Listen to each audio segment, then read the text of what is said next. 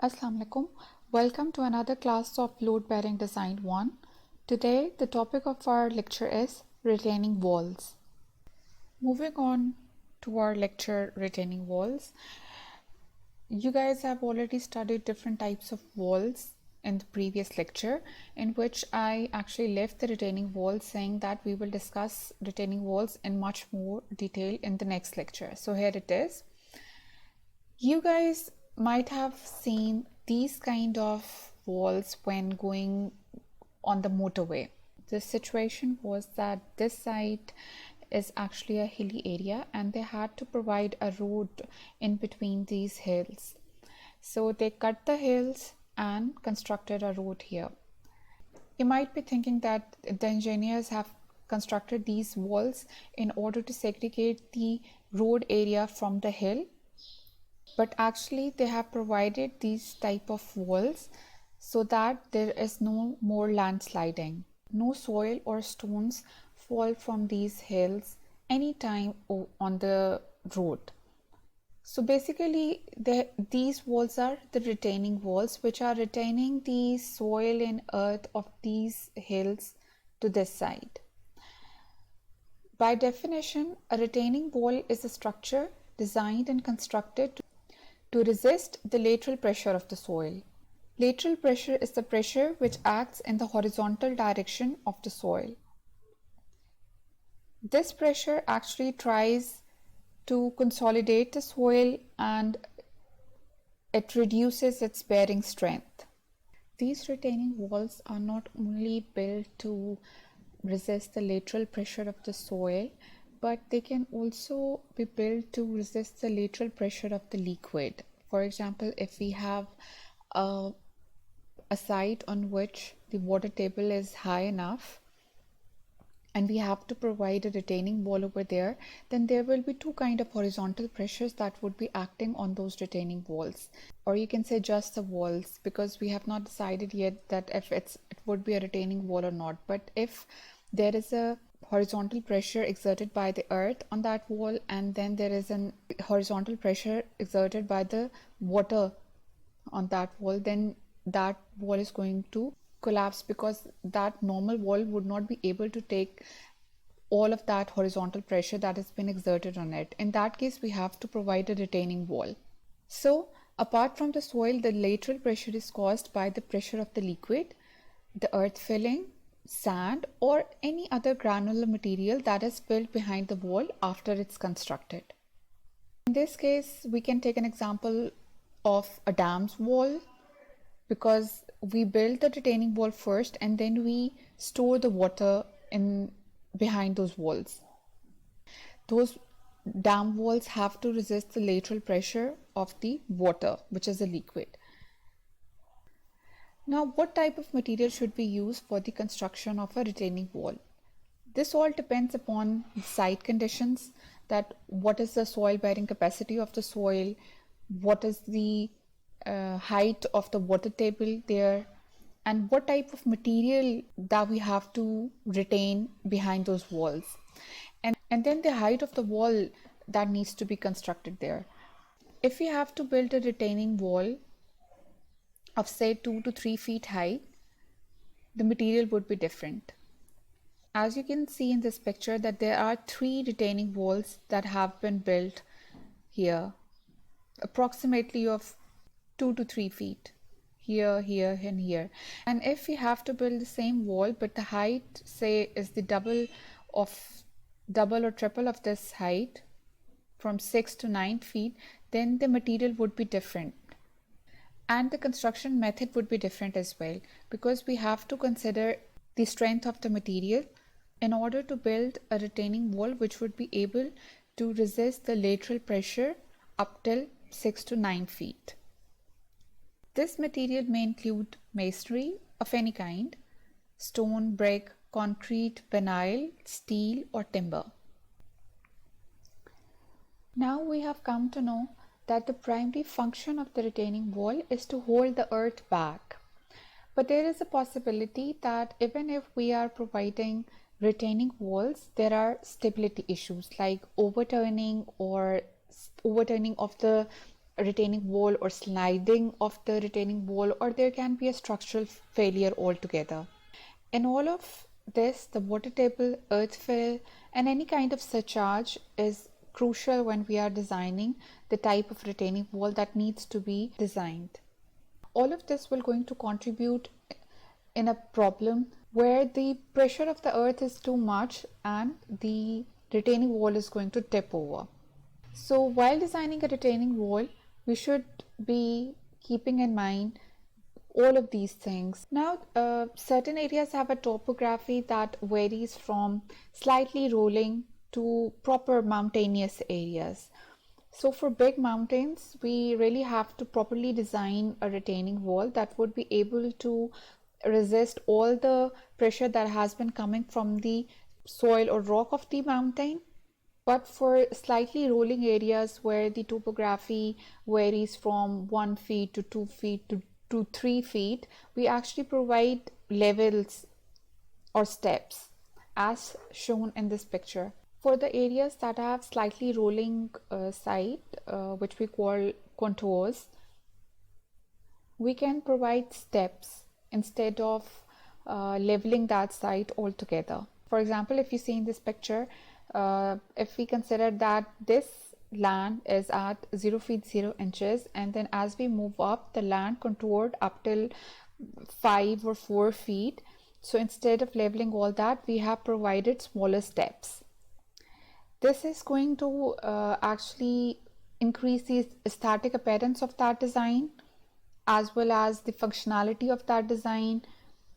Constructing retaining wall of this height is not a problem, but leveling that ground will cost extra expenditure and all of your building would come on the same level. This decision also depends upon the type of building that we are going to construct over there or our resources as well.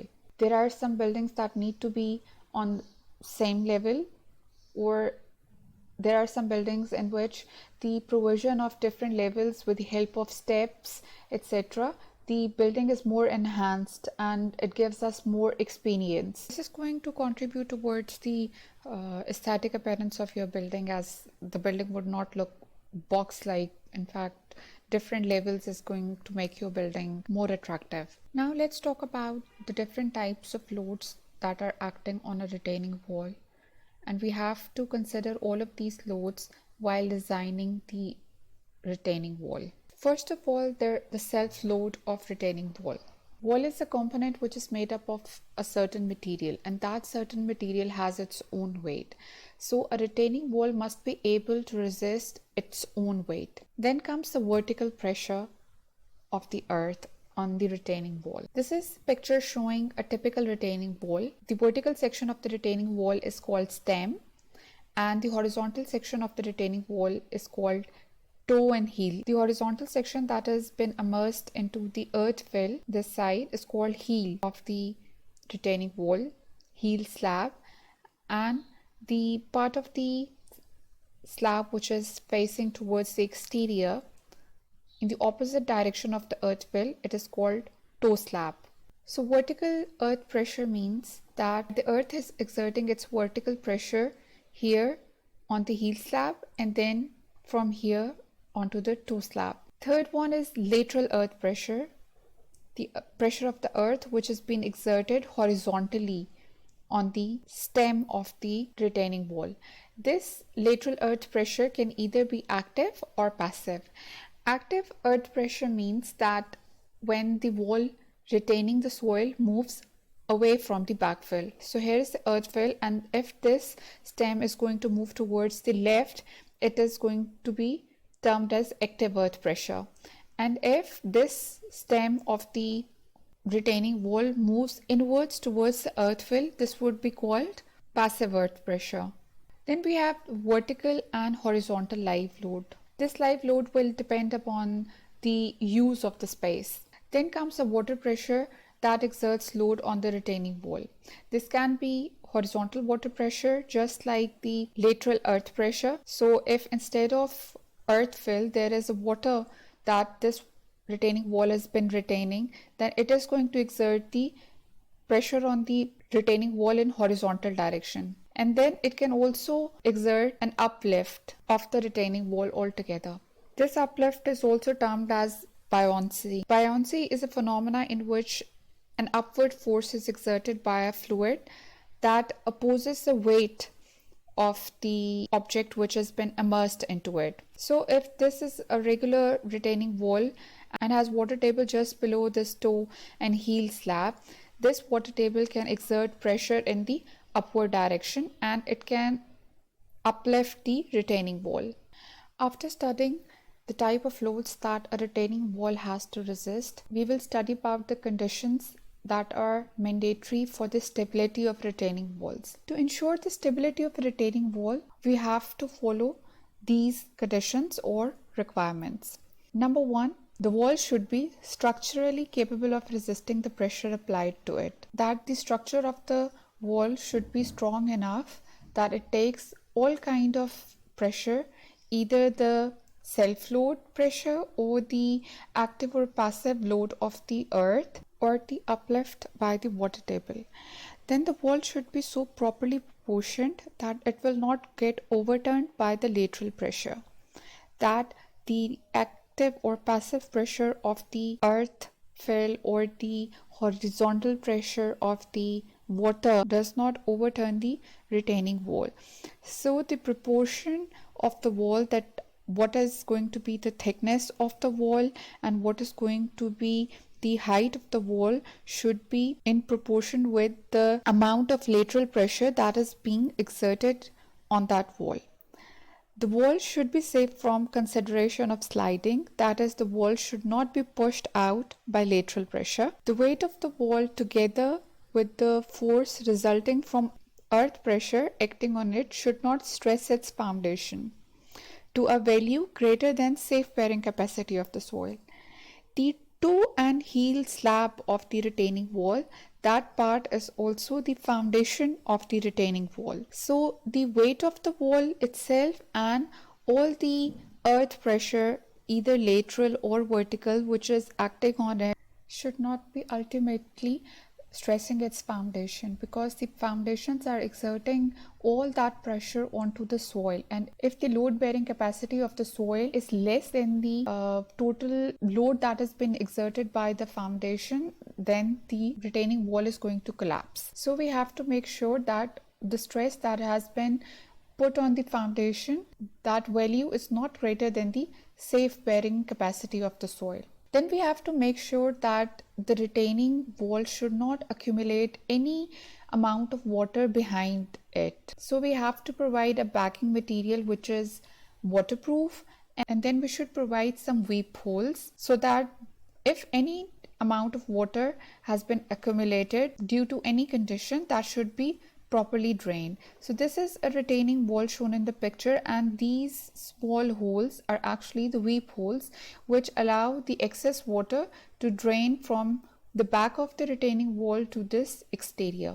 Long masonry retaining walls should be provided with expansion joints which should be located 6 to 9 meters apart.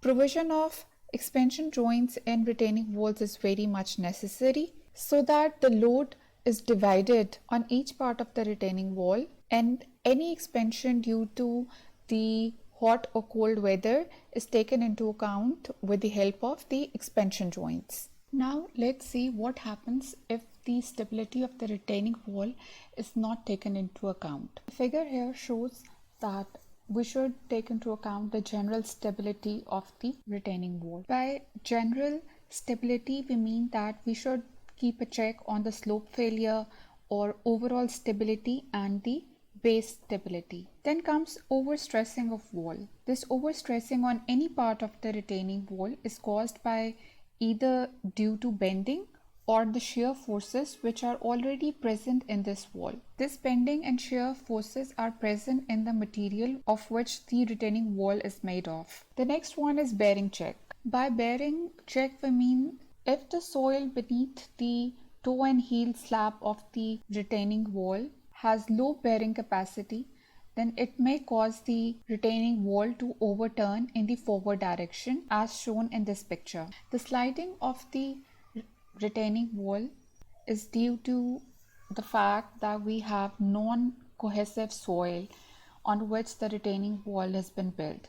Non-cohesive soils are those soils which are not sticky, just like gravel or sand.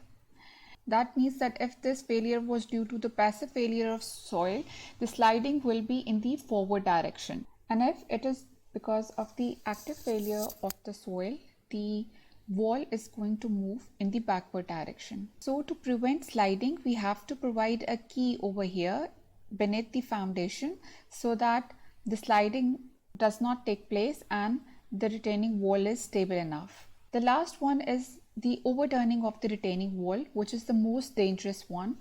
Overturning of the retaining wall can cause the ultimate collapse of the retaining wall. The retaining wall under overturning failure simply fails in bending. As shown in this picture, the dotted lines are showing the actual placement of the retaining wall, whereas the solid lines are showing the result of instability in retaining walls.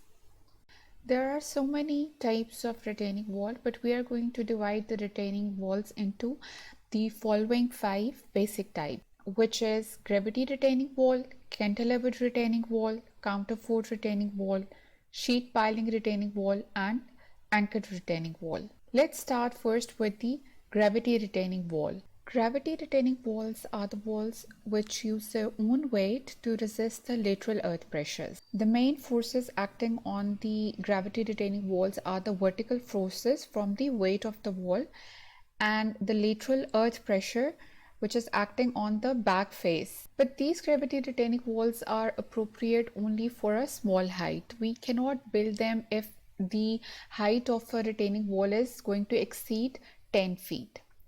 Gravity walls are built in a way that its base is thicker than its top and it is often leaning backwards against the material it is resisting.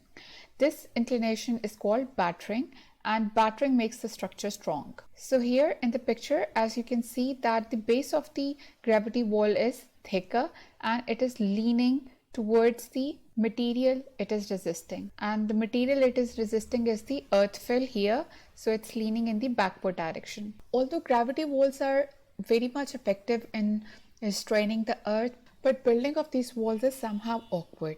Why? Because it does not just only need to be thick here at the base, and thickness of the base means that it is going to require a huge amount of construction material, but it also has to follow a certain ratio of construction, that this base needs to be 1/2 to 3/4 wide of its height. That means that if the height of the wall is say 10 feet, then the width of the retaining wall or the base of the retaining wall will be 1/2, which is 5 feet, to 3/4, which is 7.5 feet. Therefore, the taller the walls are, the thinner they become, because the base of the retaining wall will be really broad, and because of the excessive slope, the top of the gravity retaining wall will be thin.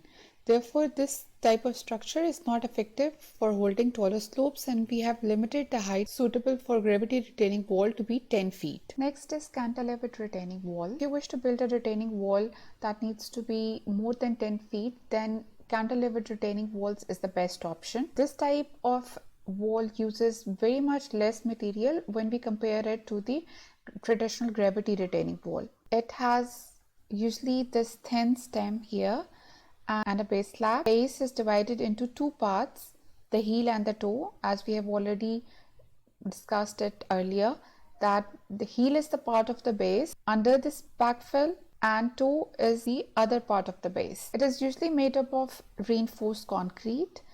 This is the type of reinforcing that is present in the concrete stem. They have also provided a weep hole here that any excess water is going to drain from here to the exterior of the retaining wall. They have also provided gravel backfill for the drainage here, and here is the compacted earth. The cantilever retaining walls act in a way that this stem of the cantilever wall acts as a slab, and all the horizontal pressure of the backfill that acts on the stem of this wall is going to be transferred to the base of the retaining wall. Hence, this wall acts as a cantilever, that all of the weight of the wall is cantilevered to a large fixed structural base. So this is the base and this is the beam which is acting in a cantilever design. All of the load is going to be taken care of by this slab, and this slab will be transferring the vertical pressure of the wall into vertical pressure and hence onto the ground. Cantilevered retaining walls are generally economical up to 25 feet in height. These can be precast in factory or formed on site as well.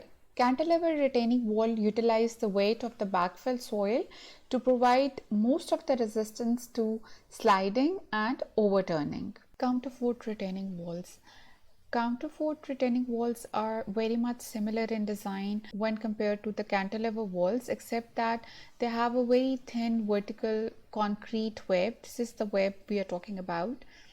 And this web is at regular intervals along the back side of the wall. This web is actually known as counterforts, hence the name, the counterfort retaining walls. The purpose of these counterforts is to tie the slab and the base together. This thing allows to reduce the shear forces and bending moments which are imposed on the wall by the soil.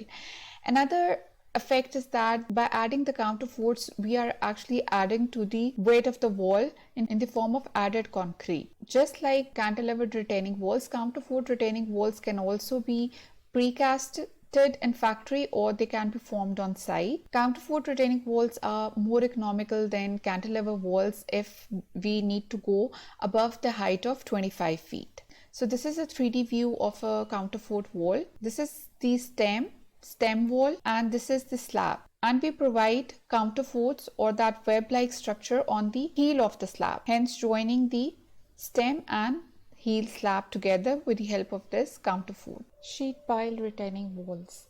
Sheet pile retaining wall is that type of retaining wall that is usually utilized on soft soils like sand and granular small stones. How does it work? That we use a number of planks and those planks are either made up of vinyl, steel or wood, and they are pushed into the earth, into the soil, and they are held up by the soil. This is the picture of an excavated site which is showing the sheet pile on the side of the site. Sometimes we use corrugated structures, corrugated sheets just like this to provide additional reinforcement. This is the application of the sheet pile retaining wall along with the bridge. Usually the mechanism is that we insert 2/3 of the material into the soil. For example, we have a sheet pile of height 50 feet. We have to hammer the pile almost 33 feet below the ground.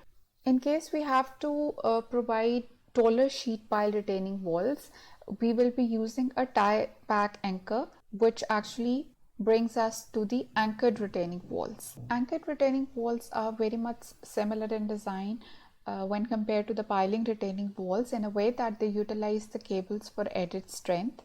The mechanism is that deep rods or wires are driven deep sideways into the earth, and then the ends are filled with concrete to provide an anchor. As you can see, this is the anchor and this is the tie cable. How do we drive the anchors into the anchors are driven into the material? They are actually thin in actual, but then we expand them at the end of the cable either by mechanical means or by injecting pressurized concrete into the hole of the anchor. That concrete expands to form a bulb in the soil just like this. So these are also called tiebacks, and they work when we need thinner retaining walls or when we have a limitation for space that we cannot move the earth much first in case of gravity, piling or cantilever retaining walls. So these are very much effective for loose soils over solid rocks, and the best example of their construction is by the highway construction departments who use them to keep rocks from falling on the roads by accident and such. Here is the example. Look how pretty it is looking. These are the openings of the anchors which have been closed by the steel element, and they are also adding to the beauty of the regular retaining wall. So this is all about the retaining walls. See you in the next lecture. Thank you very much.